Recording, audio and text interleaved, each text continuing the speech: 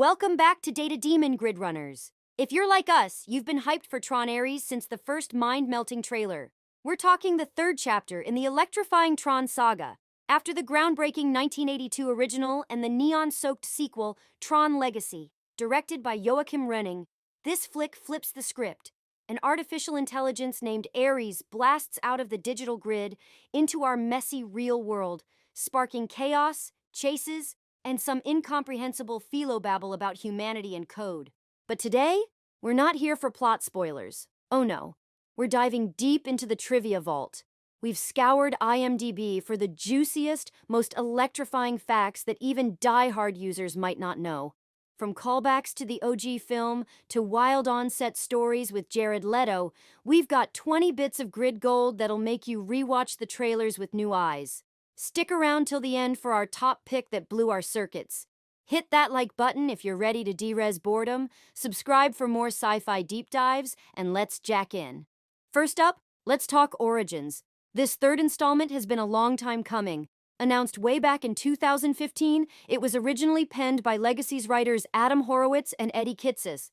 But after some digital detours, it landed with Running, who helmed the Pirates of the Caribbean sequel, Dead Men Tell No Tales, and a fresh script by Jesse Wigatow. Fun fact, the title ARES nods to the Greek god of war, Beg for your life, mortal! hinting at the AI's disruptive arrival. Looks good. Let her rip. This is what we've been waiting for.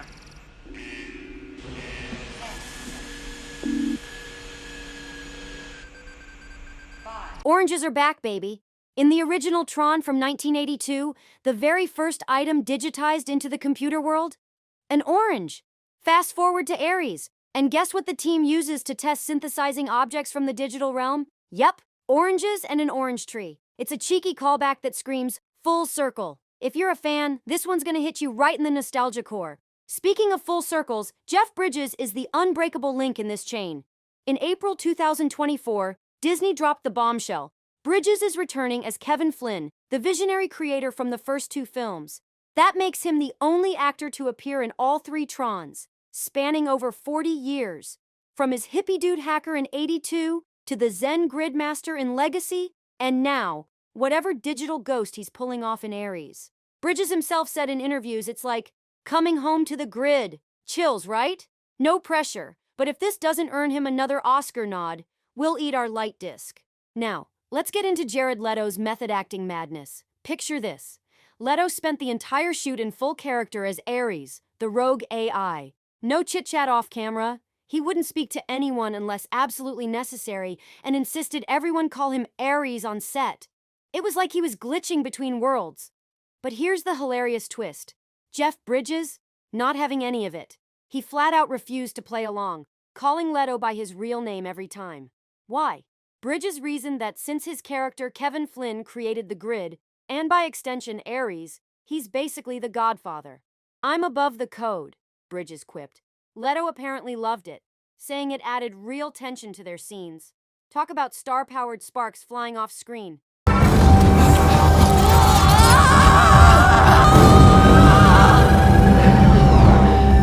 Shifting gears, literally, to the vehicles. Tron wouldn't be Tron without those sleek rides, and ARES keeps the pedal down with Ducati motorcycles for the real-world action sequences. Same make as the bike Sam Flynn rocked in Legacy. It's a subtle nod to continuity, but imagine de-resing through LA traffic on one of those beasts. Production designer Kevin Jenkins confirmed they chose Ducatis for that perfect blend of futuristic edge and raw power, because nothing says AI invasion like Italian engineering gone rogue.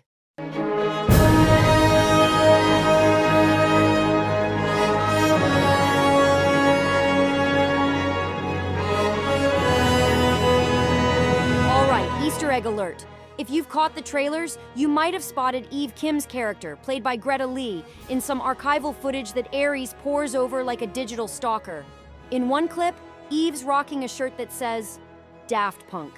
Yeah, those French robots who dropped the iconic, pulse-pounding score for Legacy, composed by Thomas Bangalter and Guy Manuel de Homem Christi. That soundtrack basically is the grid's heartbeat. Director Running slipped this in as a love letter to the fans, teasing that ARES' score, by Chris Baylor and Lorne Balfe, will echo those electro vibes while cranking up the orchestral chaos for the real-world crossover. Let's pause the light cycle for a second and rewind the franchise tape. Tron ARES was greenlit in 2015 right after Legacy underperformed at the box office. But Disney never DRS'd the dream. They rebooted the script multiple times, even flirting with a TV series idea. Fun twist. Early concepts had ARES as a villainous program designed for space exploration, but it evolved into this Earth-invading force. And get this, filming kicked off in 2023, wrapping just before the strikes, with Vancouver standing in for a dystopian LA. The budget?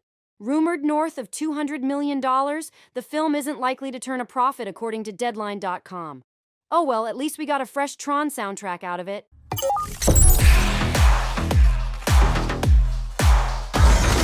Beyond Leto and Bridges, Gillian Anderson joins as the CEO of the tech firm that births ARES, channeling her X-Files paranoia into corporate overlord energy. Evan Peters? He's the skeptical NASA engineer pulled into the mess. Think WandaVision chaos meets quantum physics. And Jodie Turner-Smith as the world's top hacker? Iconic. Turner-Smith beat out a slew of talent because, per running, she is the grid. Fierce and unbreakable. On the production front, ARES leaned hard into practical effects where it counts. Those light suits? Upgraded with flexible LED panels that actually pulse in sync with the actors' movements. No more rigid costumes like in Legacy. Leto trained for months in VR simulations to feel the grid's weightlessness, while Bridges revisited his meditation routines from the 80s to nail Flynn's ethereal return. And the set? A massive 360-degree LED wall in Vancouver, blending real actors with digital environments seamlessly. Running called it the most ambitious stage we've built since Avatar. One glitchy day, the wall shorted out mid-take, plunging the crew into blackout. Leto stayed in character, whispering binary code to calm the system. Nobody ever wants honeydew, but it's always there. It is literally the worst part of everything it's in. It's like the Jared Leto of fruits. Thank you. Exactly. Tying back to the films, ARES doesn't ignore Legacy's cliffhanger. Sam and Quorra's escape into the real world? Expect ripples, though we're keeping it vague to avoid DRSing your surprise. The AI theme echoes Flynn's creation gone awry, but amps it up. ARES isn't just code. It's sentient ambition clashing with human flaws. The film's working title was Tron 3, but ARES stuck to spotlight the antagonist's god complex. Beg for your life, mortal! And for comic fans, it draws inspiration from IDW's Tron comics, where programs evolve beyond their creators.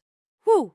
What a ride through the grid! From orange callbacks to Leto's AI method madness, Tron ARES trivia proves this franchise is still DRSing expectations.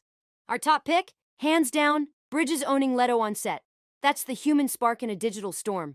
Share yours in the comments, smash the like button if you're planning to see ARES or already have, and subscribe with notifications so you never miss a data stream. Check the description for more Tron lore links, including that IMDb trivia page we rated. And remember, when blasting the Tron soundtrack on your Ducati down the highway, be sure to drive responsibly.